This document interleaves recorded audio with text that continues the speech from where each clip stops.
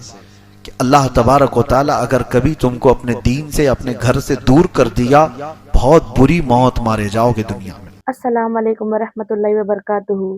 تو کیسے ہیں آپ سبھی لوگ؟ امید کرتی ہوں آپ سب خیر و عافیت سے ہوں گے۔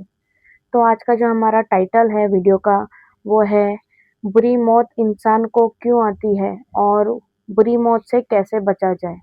تو سلمان اظہری صاحب کا یہ بیان ہے اور جو کہ ہے بری موت سے کیسے بچنا چاہیے، اس کے لیے پورا انہوں نے واقعے کے ساتھ بتائے جو کہ ہے سچا واقعہ۔ تو آپ بھی ضرور سنیں اور اس سے آپ کو بھی کچھ نصیحت ملے گی، اور کوشش کریں کہ ویڈیو کو ایک لائک ضرور دیں، ایسی ویڈیو آپ تک ہمیشہ پہنچتی رہے گی۔ تو اگر آپ کو ویڈیو میں اگر کچھ سوال پوچھنا ہے تو کمنٹ میں ضرور پوچھیں۔ تو چلیے سٹارٹ کرتے ہیں کہ بری موت کیوں آتی ہے اور بری موت کیسے آتی ہے اور اس سے کیسے بچا جائے۔ تو چلیے سٹارٹ کرتے ہیں۔ کہ اللہ تبارک و تعالی اگر کبھی تم کو اپنے دین سے اپنے گھر سے دور کر دیا بہت بری موت مارے جاؤ گے دنیا میں، بہت بری موت۔ اور وہ سب سے بدنصیب شخص ہے، وہ محروم ہے جس کو اللہ تبارک و تعالی دھیرے دھیرے اپنے دین سے دور کرتا ہے۔ اللہ اکبر۔ یہ میں نے بہت سارے اپنے تجربے کی باتیں آپ کے سامنے رکھی کل بھی۔ مجھے ڈر ہے اس بات کا کہ اللہ تبارک و تعالی جب کسی سے ناراض ہوتا ہے تو اس کے اندر سے ایمان کی دولت کو اور دین کی یہ صلاحیت کو ختم کر دیتا ہے۔ اللہ اکبر۔ مجھے میرے والد گرامی فرمایا کرتے، بس اب میں ختم کر رہا ہوں، مسجد کے صدر تھے، متولی ہمارے ہاں کہا جاتا ہے، اور بڑے پرہیزگار اور ایک بڑے بزرگ کی خدمت گزار بھی تھے، اور کئی سالوں تک میں جانتا ہوں میں نے ان کو بڑھاپے میں دیکھا ہو، یا ہمارے والد فرماتے تھے کہ اچانک ایسا ہوا کہ مسجدوں کے معاملات سب جگہ ہوتے ہیں، ہر جگہ ہوتے ہیں، تو نئی جماعت آ گئی، پرانے متولی صاحب کو ہٹا دیا گیا، اب ان کی عمر کافی بھی ہو گئی تھی، داڑھی تھی، اور اس کے بعد یہ آپسی چپکلش تھی یا جو بھی ہے، محلے میں ہوتے رہتے ہیں، ہر جگہ ہوتے رہتے ہیں۔ اور اس کے بعد جب ان کو ہٹا دیا گیا، میری یہ بات کو آپ اپنے اوپر نہ لیں، سارے لوگ جو ہے ہماری باتوں کو گھماتے ہیں برابر جگہ پر جہاں ان کو چاہیے۔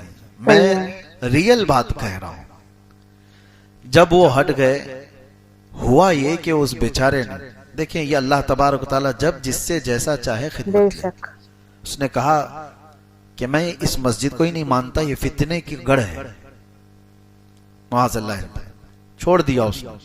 جو صدر رہا، متولی رہا مسجد کا، بڑی داڑھی تھی، اور کئی دنوں تک مسجد کو آنا چھوڑ دیا، پھر تھوڑے دن ہوئے، دھیرے دھیرے دھیرے نماز بھی چھوڑ دیا، ختم ہو گئی۔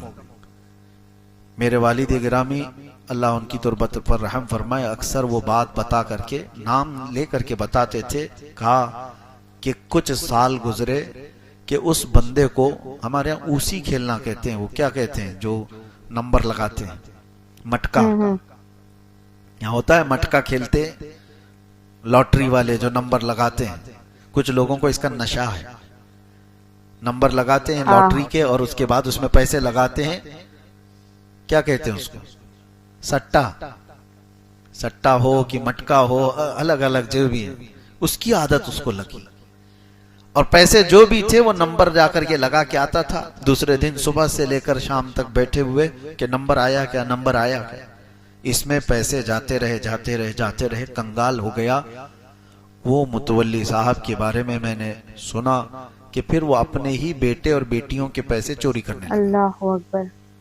یہاں تک نوبت آ گئی، اور بیٹے اور بیٹیوں کو ایک بار دو بار سمجھ میں آئے، بعد میں پھر دیکھا کہ بڑھاپے میں ابا کا حال یہ ہو گیا ہے کہ کہیں پیسے رکھو تو اٹھا کے لے جاتے ہیں، اور وہ سٹے میں لگا کر آ جاتے، سٹا بازی کرتے کرتے اتنا تباہ و برباد ہوا، آج رونگٹے کھڑے ہو جاتے ہیں کہتے ہوئے، رمضان کے مہینے میں شراب کی حالت میں اس کی موت ہوئی۔ اللہ اکبر۔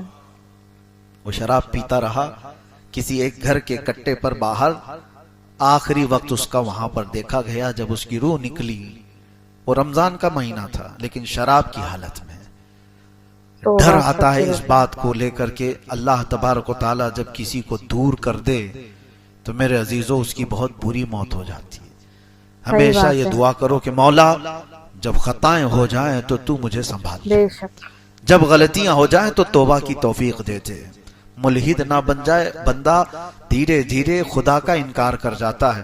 یہ شروعات کہاں سے ہوتی ہے؟ ایک بات بتا دیتا ہوں، شروعات بہت چھوٹی چیزوں سے ہوتی ہے۔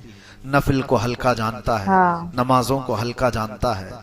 یہ بھی ہمارے بزرگوں نے فرمایا کسی نماز کو ہلکا مت جانو، کسی بھی مستحب چیز کو، سنت کو ہلکا مت جانو۔ صحیح بات ارے یہ کیا ہے، یہ تو چلتا ہے، ایسے نہیں، بہت لوگوں کو دیکھا۔ داڑھی، ارے کچھ نہیں ہے، اس کے بارے میں بحث کرنے لگ جائیں گے، سنت ہی تو ہے، معاذ اللہ سنت ہی تو ہے۔ ارے سب کچھ ہی سنت ہے ہمارے لیے، ہاں سنت ہی تو ہے کیا؟ نبی پاک صلی اللہ تعالی علیہ وسلم کی ادا سے بڑھ کر کے کیا ہے ہمارے؟ کچھ نہیں ہے، نہیں رکھا الگ بات ہے، لیکن اس کو ہلکا جانا کفر ہے، اللہ اکبر، تحقیر کفر ہے۔ حتیٰ کہ بکری چرانے والے عمل کو بھی کسی نے ہلکا جانا کہ یہ تو گھٹیا عمل ہے، معاذ اللہ، وہ کافر ہو گیا۔ اس لیے کہ انبیاء اکرام علیہ السلام کا عمل ہے، اور یہاں سے بندے کی شروعات ہوتی ہے، وہ نفل کو، سنتوں کو ہلکا جاننے لگا۔ ہم نے بہت سارے، مجھے آج یہ بات یاد آتی ہے، ہمارے بزرگوں نے چھوٹی چھوٹی چیزوں پر کیوں پابندی کرائی؟ سنیوں کو دیکھو بغیر ٹوپی کے نماز نہیں پڑھتے، ہاں حالانکہ فرض اور واجب نہیں ہے۔ کیوں رکھا جاتا ہے؟ اس لیے کہ سنت تم عام حالت کو اور نماز کی حالت کو ایک طرح مت سمجھو، تمہارے دل میں نماز کا ہلکا پن آئے۔ کیوں یہ سب چیزیں رکھی گئیں؟ قرآن پاک کو آپ جس طرح سے، یہ کتاب ہے، یہ ورق ہے، اصل قرآن علم الہی ہے، لیکن اس کا ادب ہمیں کتنا سکھایا گیا، ان اوراق کا، یہ پٹھے کا کتنا ادب سکھایا گیا، ہم نیچے زمین پر گرنے نہیں دیتے۔ وجہ کیا ہے؟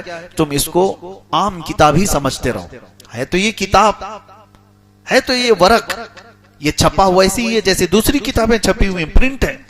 اصل قرآن وہ علم الہی ہے، وہ فنا نہیں ہوگا۔ یہ تو اوراق والا کتاب، یہ جو ہے یہ تو فنا ہو جائے گی، یہ اوراق جو ہیں یہ تو ختم ہو جائیں گے، بوسیدہ ہو گئے، آپ دفن کر دیے، آپ پانی میں ڈال دیے، کچھ بھی کر دیے، بوسیدہ ہو سکتے ہیں، لیکن علم الہی جو کلام الہی ہے وہ فنا نہیں ہوگا۔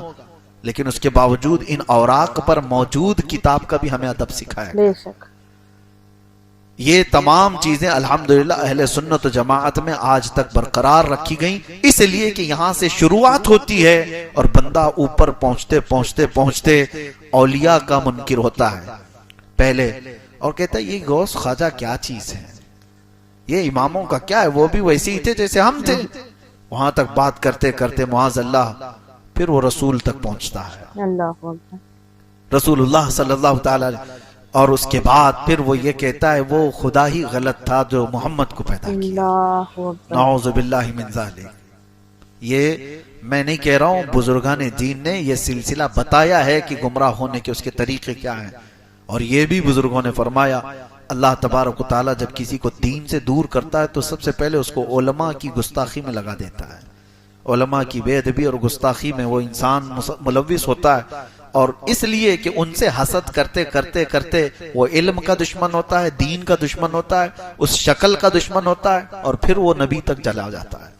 اللہ تبارک و تعالی حفاظت فرمائے، الہاد اور بے دینی سے اللہ ہماری حفاظت فرمائے۔ رب تبارک و تعالی بقیہ قرآن عظیم پر ہمیں عمل کی توفیق عطا فرمائے۔ آمین۔ وآخر دعوانا ان الحمدللہ رب العالمین۔ السلام علیکم۔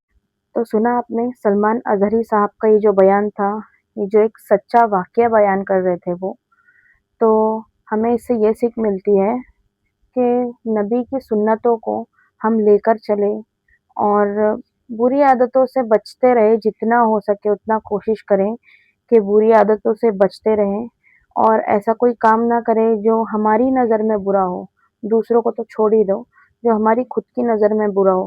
جیسے مولانا نے بتایا ابھی کہ وہ جوانی سے اس کو بری عادت لگی تھی، کھیلنے کی، سٹا وغیرہ یہ سب جو بھی ہے، پھر اس کے بعد میں تھوڑا تھوڑا کر کے وہ بڑھاپے تک بھی پہنچ گیا، لیکن وہ عادت اس کی نہیں چھوٹی۔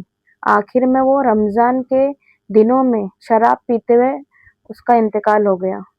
تو سوچو اس سے زیادہ بری موت اور کیا ہو سکتی ہے نا؟ تو کوشش کریں کہ ہم گناہوں سے بچیں، अल्लाह से दुआ करते रहे कि हमें दीन पर चलने की तौफीक अता फरमाए। और ऐसे ही बयानात अगर आपको पसंद आते हैं मेरे, तो प्लीज़ वीडियो को ज़रूर सब्सक्राइब करें और इस वीडियो पर एक लाइक ज़रूर कर दें, ताकि इसी तरह से मैं आप तक वीडियो पहुंचाती रहूं। तो ठीक है, चलिए अब हम चलते हैं। अल्लाह हाफिज़।